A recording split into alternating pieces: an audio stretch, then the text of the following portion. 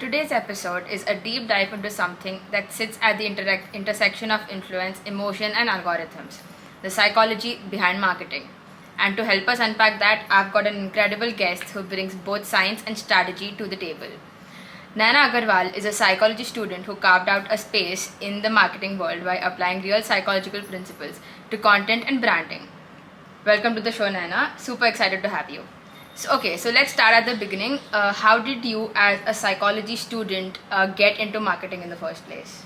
So actually, I was interning at a rehabilitation center, and they needed a psychology student who could also be their marketing intern.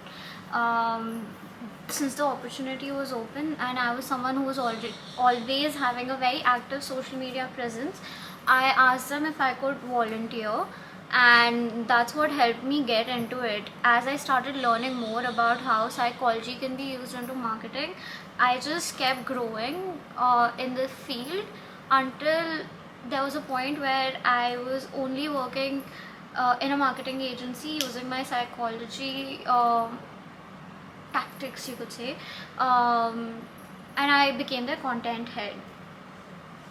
That's nice. What psychology concepts do you think can be used in marketing? There are concepts like social proof, where you try to show that whatever your brand is trying to sell is being used by other people and it's giving a positive impact in their lives. So, a lot of brands are going for UGC content, which is a great way of marketing because it shows that there's an authentic impact that's being built in people's lives, and that helps them get to people at a more personal level. And then the second thing is that I really like is that people who are into marketing, they often understand this concept that you shouldn't focus on the people, you should focus on their emotions. So understanding what kind of campaigns might hit a different emotion for them and using that campaign really helps them grow their account. Okay, so do you think that marketing is just persuasion, or is it a form of your psychological manipulation? So the difference between persuasion and psychological manipulation is the intent behind doing what you're doing. So if the brand is using their online presence in a more authentic way, if they're using their campaigns in a more authentic way, then it's just persuading them into the direction that they're trying to push them into. But if they are doing it in a very maladaptive way, and if they're not being ethical about it, then it's psychological manipulation. So it completely depends on what direction the brand is picking for themselves. And do you also use AI in your work? I do. AI is usually how I get the first draft of my work if I'm really blank on something, and it really helps me come up with like a new perspective sometimes, but it's not something that I always end up relying on. Do you think AI can replace people's job as a marketer? No, because as much as AI is trying to mirror human interaction, I think it's very easy for people to be able to read when something is written by AI, because it doesn't connect to people on a more human and emotional level. You can't get the same amount of wit, the same kind of humor, you can't get the same kind of emotional understanding that you expect from a person from an AI. So I think that, and there's a lot more that goes into branding and marketing than just being able to write a good social copy that you get from AI. But there are a lot of benefits to AI tools that I think you can integrate into your work. Okay, so what is the one AI tool that you think makes work really easy and really simple? So when I was working with an agency is when I first discovered this AI tool that helps people send bulk DMs to people. That could help a lot of people grow a more personal connection with their audience and help with their sales. And a lot of Instagram influencers are using it these days. Yeah, where you just comment on their Yeah. posts. Yeah. So I find that very interesting because it's like when you're able to connect your audience on a more personal level, maybe you'll end up sending a bulk text to 300 people, and maybe out of that, even if 20 people respond and you get a sale, that's a big Yeah. hit for them, right? So I think that is a very good AI tool that a lot of more brands should be integrating into their work. Apart from AI, what do you think is the one marketing trend which you really like and which is really helpful? So I really like it when brands try to have an online presence that is not really actively speaking about their brand, but it's like they are showing up in a very humorous way, and they make content that is very relatable and Relatable, funny, so people actually want to share it. And then you see that it's from a brand like Zomato. Like, I'm pretty sure you see the kind of content Yeah. that's constantly going out by Zomato and this brand called Niche Hair. Yeah, niche hair. So I really find those kind of branding tactics where they are not really trying to actively promote their products and they're just trying to have an online presence that's talked about, that's really engaging. So what is the one marketing misconception that is clearly misunderstood and what people do not focus on? This has actually got something to do with the last question that you asked me, where I told you that showing up is important, and like, it doesn't have to be about active marketing of your products. At the same time, you really need to be aware of your brand awareness, like of how people know you. For example,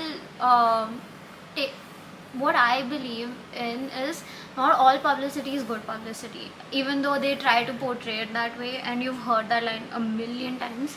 What I think is, it's very important to be aware of the online presence you're going to have. For example, brands like Starbucks, they are being called a Zionist brand, and they are promoting all these bombings, like they're supporting all these bombings is what they've been what's being told. And instead of just being quiet about it, they should have done something to change the dialogue that's being exchanged, because it did impact their sales overall. We saw that people boycotting it was actually showing an impact on their sales, and I think it's important to be aware of your online presence and how harmful it can be for you. So do you think posting consistently is important? I do think posting consistently is important, but it's more than that. Like, you can't just be posting consistently and expect that, oh, now I can be a marketer since I'm posting consistently. You know that. Yeah. There's a lot of back end work to it. You have to strategize everything. You have to be very clear of whatever you're putting out as a marketing agency or a marketer for a brand. It has to stick to the vision that the brand has and everything. So you can't just be like, oh, I can make 6 posts for you and 500 rupees, I'm a marketer for you. There's a lot of work that goes behind it, and that's why people charge the way they do. Understanding the algorithms. Yeah. Have you seen any brands that use psychological tactics that, feel a little evil? Evil, yes, but I wouldn't say that it's not rare. It's very common that people use this tactic where they try to create an urgency in their work. So, like, whatever they're trying to sell, they're like, within 12 hours you're supposed to book a slot if you want so and so Or the discount, sale ends in one day. or the sale ends in one day, and if you pick in the next 30 minutes you're going to get 6 products instead of 5. So people are not having the time to think over their purchases, let's say, or whatever they're trying to buy from so and so brands.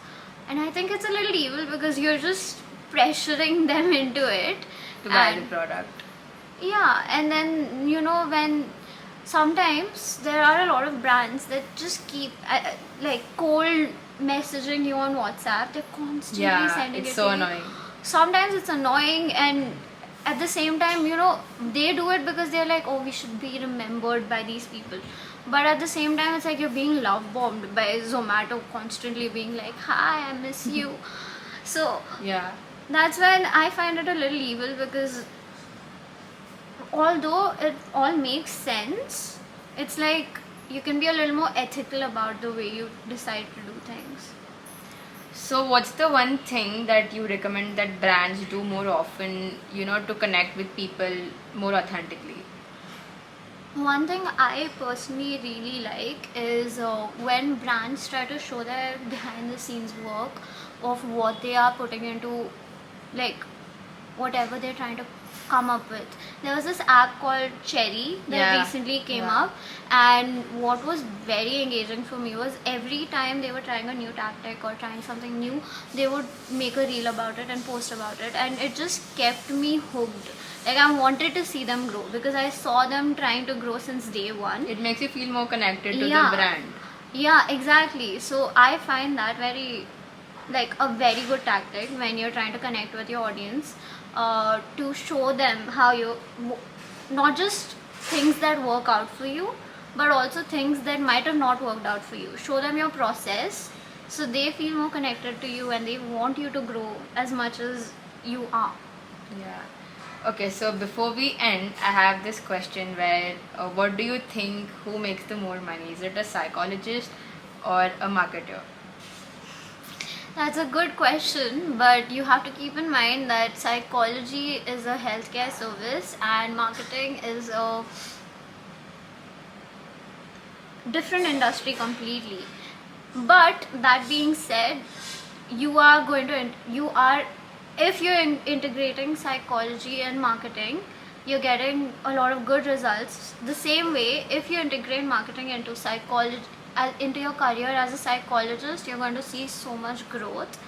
Like, maybe if you were not using the right principles that are being taught to you in your degree, which involves a lot of psychology, if you know. So if you weren't using the right principles that you're learning and not trying to understand human behavior, you'd probably be stuck at level 3 or 4.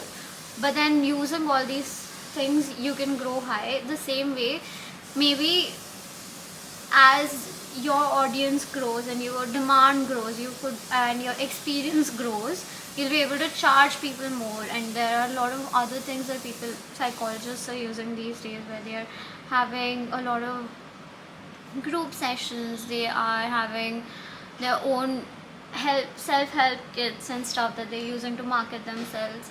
So knowing the right way to integrate both of them could benefit each of the industries, is So all it's I would like both to say. of them are equally interconnected to each other. Yeah, that's one thing I would say.